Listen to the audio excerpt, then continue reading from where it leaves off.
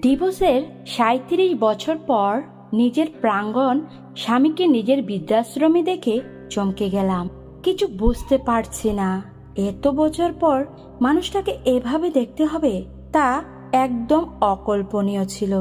লোকটা একপাশে গুটিসুটি মেরে বসে আছে, দেখতে বড্ড অসহায় লাগছে। নিজের মধ্যে সংকোচ করছে, তার সামনে যাব কিনা। যাব না। অনেকটা ঝড়তা নিয়ে শেষ পর্যন্ত তার সামনে গিয়ে দাঁড়ালাম। সামনে দাঁড়ানোর পরও লোকটার কোনো ভাবের পরিবর্তন হলো না। বুঝতে অসুবিধা হলো না যে সামনে থাকা মানুষটা চোখে দেখতে পায় না। ৩৯ বছর আগে পারিবারিকভাবে আমার সাথে বিয়ে হয়েছিল সিফাতের। বেশ ভালোই চলছিল আমাদের সংসার। যৌথ হওয়াতে পুরো পরিবার একসাথে থাকতাম। শান্ত স্বভাবের হওয়াতে সবার সাথে আমার সম্পর্ক খুব ভালোই ছিল।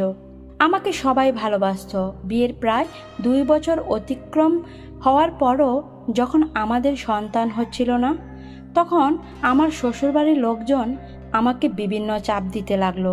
অবশেষে রিপোর্ট থেকে জানতে পারি আমি কখনো মা হতে পারবো না। এরপর শুরু হয় শ্বশুরবাড়ির বিভিন্ন মানসিক যন্ত্রণা। তবুও নির্চুপ ছিলাম, কারণ আমার পাশে আমার ভালোবাসার মানুষ সিফাত ছিল। কিন্তু সুখ নামক বস্তু হয়তো সবসময় সয় না। আমার ক্ষেত্রেও তার বিপরীত কিছু হলো না। পরিবারের চাপে সিফাতও আমার থেকে দূরত্ব নিয়ে নিল। তবুও নিজেকে মানাতাম যে মানুষটা মনের কষ্টে হয়তো এমন করছে। শ্বশুরবাড়িতে থাকাটা যখন অনেকটা যন্ত্রণাদায়ক হয়ে গেল, তখন ঠিক করলাম কিছুদিন বাপের বাড়িতে গিয়ে উঠব। এতে হয়তো পরিবেশ কিছুটা শান্ত হবে। যেদিন রাতে সিফাতকে বাপের বাড়ির কথা জানালাম, সেদিন রাতে তার কোনো উত্তর পেলাম না। কিন্তু আগেরকার সময়ে বাপের বাড়ি যাওয়ার কথা বললে তার মুখটা কালো হয়ে যেত। এবারে তার মধ্যে তেমন পরিবর্তন হলো না।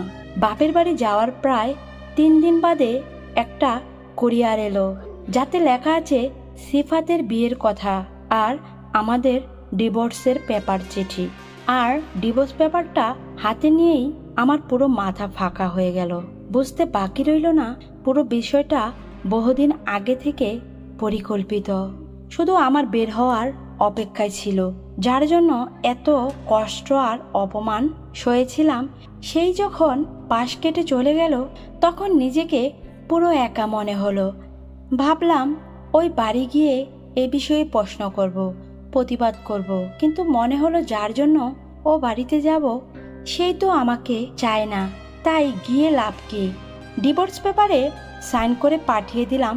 ডিভোর্স পেপার পাঠানোর পর তার সাথে আর কখনো দেখা বা যোগাযোগ হয়নি, কারণ আমি নিজেই সবটা বন্ধ করে দিয়েছিলাম।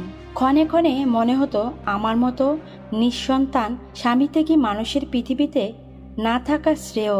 কিন্তু একটা সময় বুঝতে পারলাম নিজের জন্য না হলেও অন্যের জন্য বাঁচতে হবে। নিজের মতো ভুক্তভোগী নারীদের জন্য বাঁচতে হবে ওইসব শিশুদের জন্য যারা পরিচয়হীন হয়ে বেঁচে আছে এ পৃথিবীতে। পেছনে ফেলে আসা মানুষগুলোর প্রতি কোনো অভিযোগ রইল না। মনে মনে প্রতিজ্ঞা করলাম সমাজের তাদের জন্য কাজ করব যারা নিজেদের ত্রুটির জন্য পরিবার পরিজনের কাছে আঘাতপ্রাপ্ত। অতীতকে ভুলে কঠোর পরিশ্রমে একদিন নিজেকে প্রতিষ্ঠিত করলাম, স্থাপিত করলাম এতিমখানা, বৃদ্ধাশ্রম, বিধবা নারীদের জন্য বিভিন্ন কাজের ব্যবস্থা করলাম। আমার মতো যে সকল নারী এ সমাজে অবহেলিত, মানসিক আঘাতে জর্জরিত, তাদের জন্য কিছু করতে পারাটাকে নিজের জন্য অনেক সৌভাগ্যের মনে হলো। অসুস্থ আর অস্বাভাবিক লাগছে সিফাতকে। আমি না হয় তার আপন ছিলাম না, তাই আমাকে ছাড়তে তার হৃদয় কাঁপেনি। তাহলে যারা তার আপন ছিল তারা কেন তাকে এখানে রেখে গেল? একজন সার্ভেন্টসকে জিজ্ঞাসা করলাম, ওনাকে এখানে কে এনেছে? উত্তরে সে জানায়, সন্তানরা সবাই বিদেশ থাকে, কেউ দায়িত্ব নিতে চায় না, তাই আশ্রমে রেখে গিয়েছে।